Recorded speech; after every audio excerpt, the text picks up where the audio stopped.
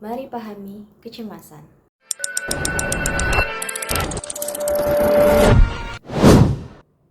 Apakah teman-teman pernah berada di situasi dan merasakan jantung berdebar cepat, tangan berkeringat dan dingin, atau pikiran yang terus berputar-putar membayangkan hal yang belum tentu terjadi? Kalau iya, tenang, kita semua manusia pernah merasakannya. Hai, semangat pagi, saya Fitri Lansuri, mahasiswa Universitas Terbuka dari program studi ilmu komunikasi. Kecemasan adalah bagian dari hidup manusia. Dulu, nenek moyang kita harus selalu waspada agar bisa bertahan hidup. Kalau mereka tidak hati-hati, bisa saja mereka menjadi santapan hewan liar di sabana. Jadi, rasa waspada dan cemas itu adalah bagian dari hidup manusia untuk bisa bertahan hidup. Tapi sekarang kita tidak lagi dikejar singa atau hewan buas lainnya, melainkan dikejar oleh pekerjaan, ekspektasi, dan rasa takut gagal. Otak kita masih bekerja dengan cara yang sama, membayangkan kemungkinan buruk yang belum tentu terjadi.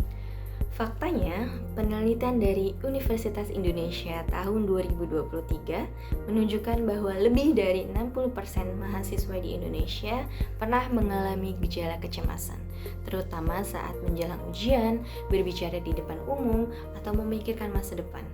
Begitu juga menurut UNICEF Indonesia tahun 2023, kecemasan yang tidak dikelola dengan baik menurunkan motivasi belajar, mengganggu tidur, dan membuat seseorang menarik diri dari lingkungan sosialnya.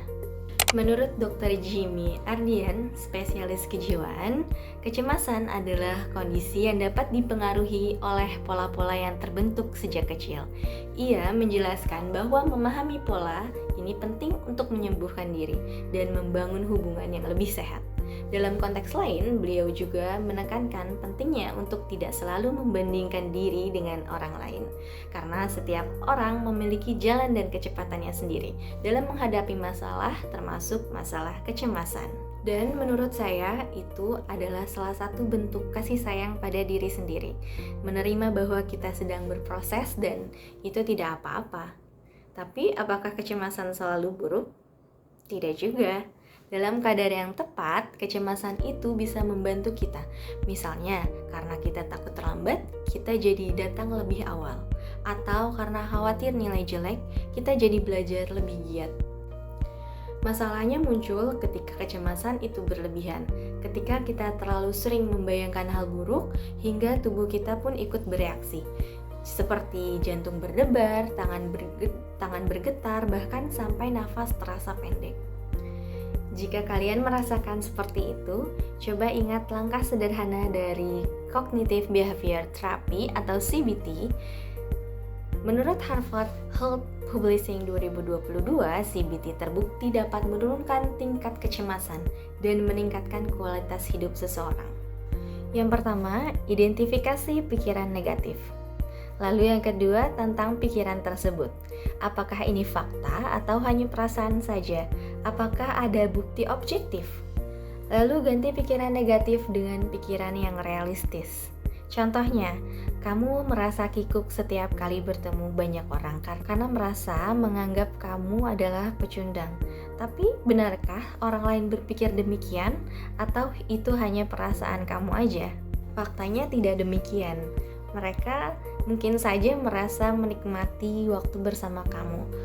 Nah, jadi berhentilah melihat diri kamu sebagai orang kikuk. Setiap kali muncul pikiran negatif yang berujung pada kecemasan berlebih, latih terus 3 langkah CBT ini. Selain itu, kita juga bisa menenangkan diri dengan cara sederhana.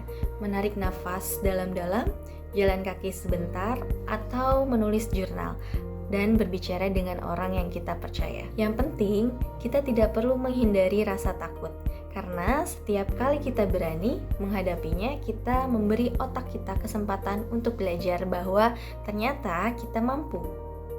Hari ini saya berbicara tentang kecemasan, bukan karena saya tidak punya kecemasan, tapi karena saya sedang belajar berdamai dengannya. Dan saya percaya setiap kali kita memilih untuk melangkah meski takut, itu artinya kita sedang tumbuh. Jadi semangat teman-teman semua. Assalamualaikum warahmatullahi wabarakatuh.